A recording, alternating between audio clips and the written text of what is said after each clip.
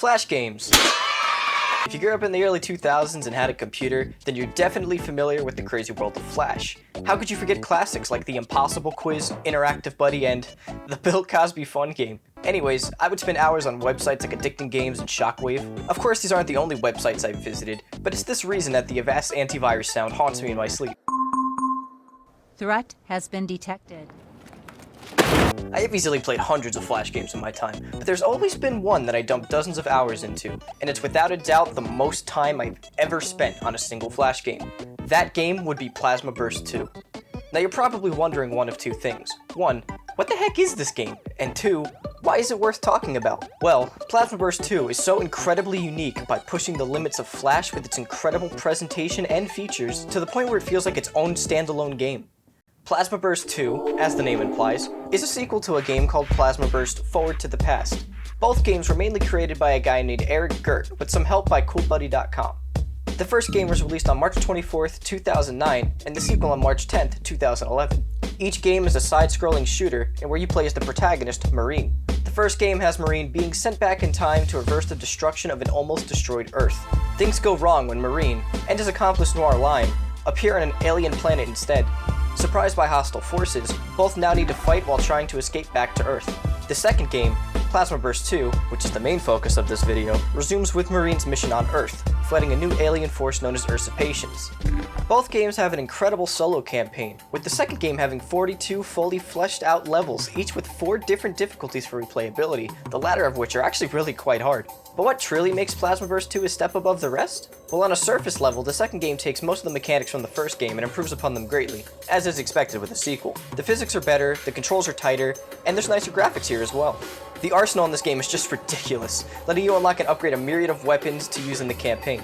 Marine actually has some telekinetic abilities in the second game, letting you practically use the Force on some objects, which creates some hilarious ways to beat levels and defeat enemies. There's a dedicated button to Ragdoll, which on this surface seems par for the course, but it lets you do cool flips and tricks for stylish ways to defeat enemies. You can even activate a bullet time mode and land sick combos and headshots for that trick shot compilation you're putting together.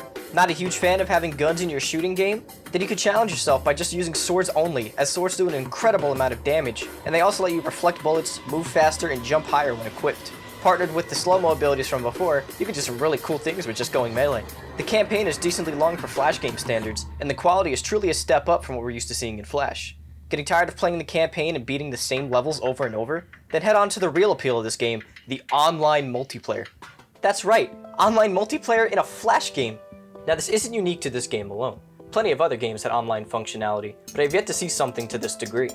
If you played the game on Plazma Burst 2 official website, it allowed for multiplayer with or without an account, and it's here where the game truly shines. You wish the game had more weapons? Here's like tons more. Grenades getting too overused? Now you have 3 kinds, adding teleport and shield grenades into the mix. I made an account back in April of 2011 and have made tons of my own maps using this game's insanely detailed and user-friendly level editor. I also have a KD that would make any Call of Duty player see. There were 3 official game modes in Plazma Burst 2, Deathmatch, Team Deathmatch, and Cooperative. All of these are pretty standard game modes for shooters, but being able to fight other actual players in this game's style was incredible. But it's what the Plazma Burst 2 community came up with that I find really special. Players of this game have created some of the funnest and most unique game modes I have ever seen in any multiplayer game, period.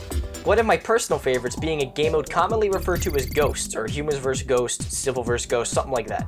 One team would be the Ghosts, as they were invisible to other players, but limited to only using swords. The other team usually had pistols or automatic weapons, but with the disadvantage of not being able to see the Ghosts. This mode was incredible, as it forced cooperation on both sides, and if a level had water or doors, you could learn to sense the presence of a ghost before you bit the bullet. Another one of my favorites was the One God or Fortress modes. One player would randomly spawn with immortality, giving them access to tons of weapons and in most cases, the ability to even jail other players. This game mode was totally a power trip, as everyone else on the server either tried to break in or fought for your side. But darn it, if I want to be an immortal alien, then I can boss around whoever I'd like. In all seriousness, this game mode led to some hilarious moments, and at the end of the day, everyone would just have a good time. Well, from the perspective of the god anyways. The last one I'm going to touch on in this video is saws.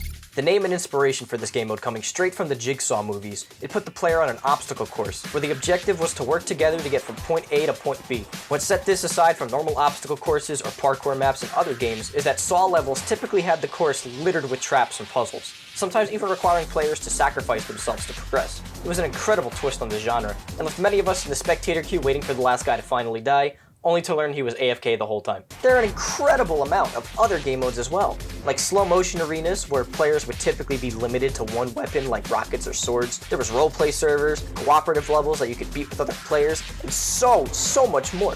All of this within this one game made in Flash Player of all things. The same engine that gave us classics like LOL Cat Escape was even able to support what I believe to be one of, if not the best Flash game of all time.